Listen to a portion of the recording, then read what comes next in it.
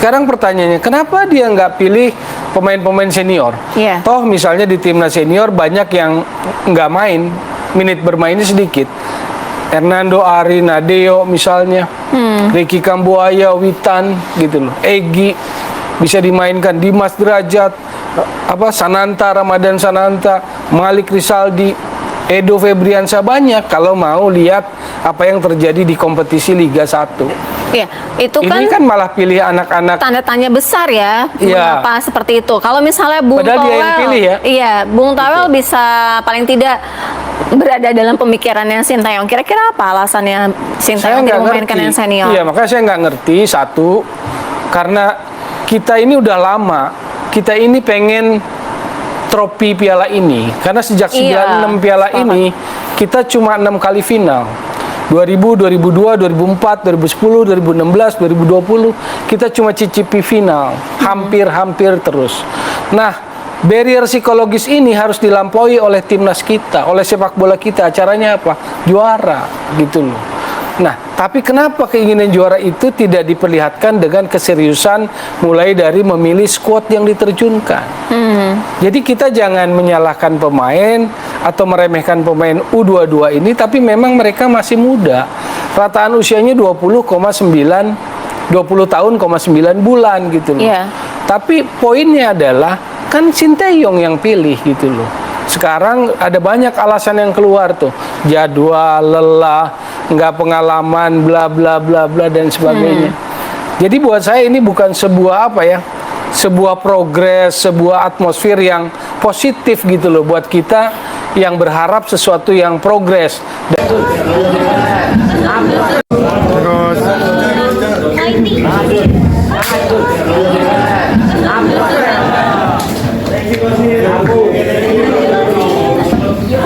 일단 패했기 때문에 많이 아쉽다.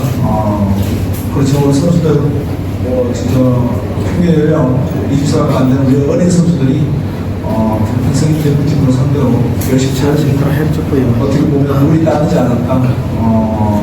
Ya pemain bermain semaksimal mungkin. Tadi ya memang ada beberapa kejadian yang memang ya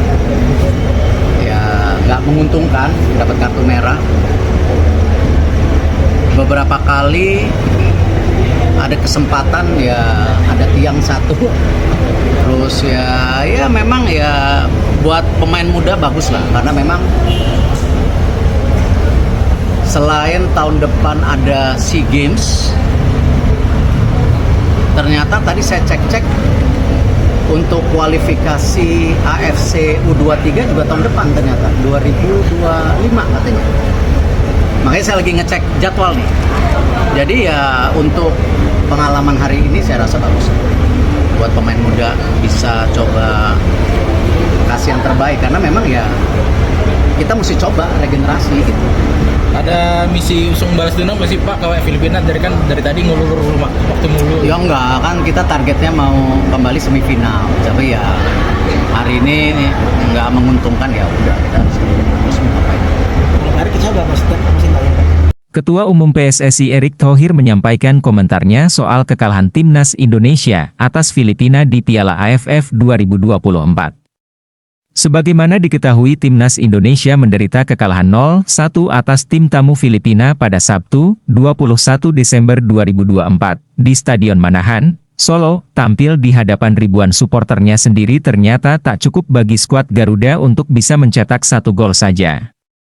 Padahal mereka hanya butuh hasil imbang untuk lolos ke semifinal. Timnas Indonesia yang dihuni mayoritas pemain U22 ini tertunduk lesu setelah kalah 0-1 dari tim tamu Filipina. Muhammad Ferrari dan kawan-kawan mulanya bermain cukup bagus di 30 menit babak pertama.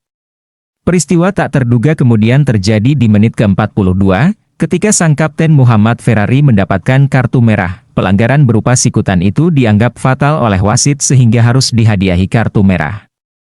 Timnas Indonesia bermain dengan 10 pemain. Unggul jumlah pemain, di babak kedua Filipina semakin leluasa melakukan serangan-serangan balik.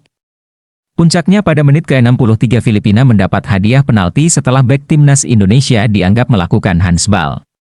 Bon Martin Christensen yang ditunjuk sebagai algojo menuntaskan tugasnya dengan baik. Cahya Supriyadi salah membaca arah bola. Timnas Indonesia tertinggal 0-1. Serangan demi serangan yang diciptakan skuad asuhan Shin Tae-yong tak kunjung memberikan hasil hingga wasit meniup peluit panjang tanda berakhirnya pertandingan. Total ada 19 tendangan percobaan yang dilakukan Timnas Indonesia dibandingkan Filipina 9.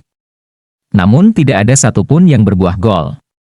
Hasil 0-1 ini membuat Filipina berhak lolos ke semifinal mendampingi Vietnam yang pada waktu bersamaan menang 5-0 atas Myanmar. Timnas Indonesia harus puas finish di peringkat ketiga dengan torehan 4 poin. 2 kalah, 1 imbang, dan 1 menang. Target kita kan semifinal walaupun dengan pemain muda kan kita berharap dengan menang lawan Myanmar, dengan Laos menang, dengan Filipina menang, kata Erick Thohir. Di sini sebenarnya juga bisa tadi. Cuman ya namanya bola kan drama, tambahnya. Ditanya soal apakah Shin Tae-yong akan dievaluasi setelah kekalahan ini, Erick Thohir menjawab dengan tegas. Pasti dievaluasi, orang Coach Nova dievaluasi, Coach Indra dievaluasi. Di kontraknya ada itu, ungkapnya. Adapun soal pemilihan skuad yang mayoritas diisi pemain U22, Erick Thohir memastikan itu adalah bagian dari regenerasi. Selain tahun depan ada SEA Games, ternyata tadi saya cek untuk kualifikasi AFC U23 juga tahun depan ternyata, jelasnya. Menurut Erick Thohir sudah semestinya Timnas Indonesia melakukan regenerasi. Kegagalan di Piala AFF 2024 ini akan menjadi evaluasinya. Saya nggak bisa bicara per game. Kita evaluasi semua, nggak mau salah-salahan.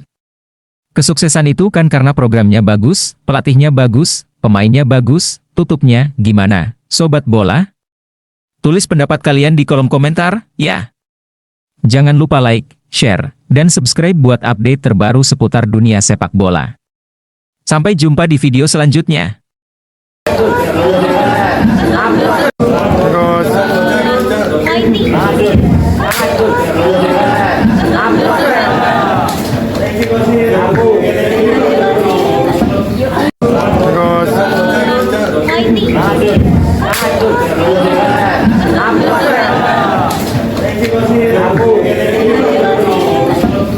뭐 일단 패했기 때문에 많이 아쉽다.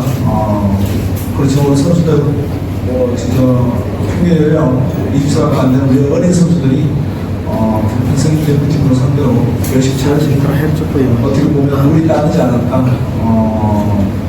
Halo, Sobat Sepak Bola Indonesia. Apa kabar kalian? Kali ini kita akan membahas topik yang lagi hangat nih. Kenapa si Ivar Jenner dan Justin Hubner nggak gabung Timnas Indonesia di Piala AFF 2024? Penasaran kan? Yuk, kita kupas tuntas. Ketua Umum PSSI, Erick Thohir beberkan soal kans bergabungnya Ivar Jenner dan Justin Hubner ke Timnas Indonesia di Piala AFF 2024. Dikatakan Erick Thohir, dirinya tidak akan memaksakan Ivar Jenner dan Justin Hubner bergabung. Seperti diketahui, drama pemanggilan Ivar Jenner dan Justin Hubner ke skuad Timnas Indonesia Piala AFF 2024 memang selalu menjadi sorotan. Piala AFF 2024 yang bukanlah kompetisi agenda FIFA membuat Ivar Jenner dan Justin Hubner belum bergabung hingga saat ini. Padahal keduanya dipanggil pelatih Shin Tae-yong dan didaftarkan untuk skuad Garuda di kompetisi level ASEAN tersebut. Tentu saja tenaga keduanya akan sangat dibutuhkan Timnas Indonesia. Apalagi kini tengah berjuang untuk merebut tiket ke babak semifinal. Sebelumnya, pelatih Timnas Indonesia Shin Tae-yong sendiri mengaku ingin memanggil Ivar dan Justin. Bahkan, Shin Tae-yong sampai memohon kepada media dan masyarakat untuk membujuk klub Ivar Jenner agar dapat bergabung ke Timnas Indonesia. Saya sebenarnya ingin memanggil Ivar. Memang sedang ada usaha besar dari PSSI. Kata Shin Tae-yong seusai laga Timnas Indonesia versus Laos pada Kamis, 12 Desember 2024, malam. Saya berharap media bisa membantu membuat artikel agar Ivar bisa datang ke Timnas Indonesia. Ivar sendiri mau untuk ke Timnas Indonesia, tetapi klub tidak mau lepas, ungkap Shin Tae-yong. Di sisi lain, Ketua Umum PSSI Erick Thohir menanggapi soal kemungkinan bergabungnya Ivar Jenner dan Justin Hubner. Erick Thohir mengatakan bahwa dirinya enggan memaksakan Ivar dan Justin untuk bisa bergabung Timnas Indonesia. Apalagi Ivar dan Justin sama-sama sibuk dengan agenda di klubnya yakni Jong FC Utrecht dan Wolves U21. Saya dari awal memang tidak memaksakan semua pemain harus gabung, justru ini kita memprioritaskan pemain-pemain yang ada di Liga Indonesia, kata Erick Thohir, dikutip dari Bola Sport, Selasa, 17 Desember 2024. Tetapi kalau yang di luar bisa, seperti Rafael dan Marcelino ya sangat welcome. Saya ingatkan pemain juga ada capeknya, bisa cedera, tambahnya. Lebih lanjut, Erick Thohir menegaskan menghormati karir pemain-pemain luar negeri yang tengah fokus untuk klubnya. Dan pemain yang berkarier di klub-klub besar dan kalau mereka sedang fokus di klubnya ya kita harus respect, jangan kita paksa, ujarnya. Pemain ini nggak digaji sama timnas. Jadi ini sesuatu yang harus kita respect bahwa kita harus juga jaga karir mereka, tutupnya. Pada kesempatan lain, Ketua Badan Tim Nasional, BTN, Sumarji juga membeberkan soal kemungkinan bergabungnya Ivar dan Justin. Sumarji mengatakan bahwa Jong FC Utrecht baru bisa melepas Ivar Jenner setelah tanggal 21 Desember 2024. Sebab, Jong FC Utrecht masih memiliki jadwal melawan Helmond pada lanjutan Eerste Divisie, pada Sabtu 21 Desember. Artinya, Ivar Jenner baru bisa membela timnas Indonesia jika Garuda lolos ke semifinal. Kalau Ivar Jenner, kami sudah kirimkan surat kepada klubnya, kata Sumarji. Klubnya kalau tidak salah baru akan selesai pertandingan pada 21 Desember 2024. Sehingga kalau kita melihat kondisinya seperti ini, kemungkinan besar dalam waktu dekat ya tidak mungkin Ivar Jenner datang. Tapi untuk Justin Hubner belum ada kabar untuk saat ini. Kami terus berupaya membuatnya bergabung timnas Indonesia, tutupnya. Timnas Indonesia sendiri saat ini berada di posisi runner-up klasemen grup B Piala AFF 2024 dengan torehan 4 poin. Selanjutnya, timnas Indonesia akan melakoni laga pamungkas fase grup sekaligus penentuan lolos ke semifinal kontra Filipina. Dijadwalkan, duel timnas Indonesia versus Filipina akan digelar di Stadion Manahan, pada Sabtu, 21 Desember 2024, pukul 20 waktu Indonesia Barat. Nah, gimana menurut kalian? Setuju dengan keputusan ini? Atau punya pendapat lain? Yuk, share di kolom komentar. Jangan lupa like video ini, subscribe channel kita, dan nyalain lonceng notifikasinya biar nggak ketinggalan update seputar sepak bola Indonesia dan dunia. Sampai jumpa di video selanjutnya.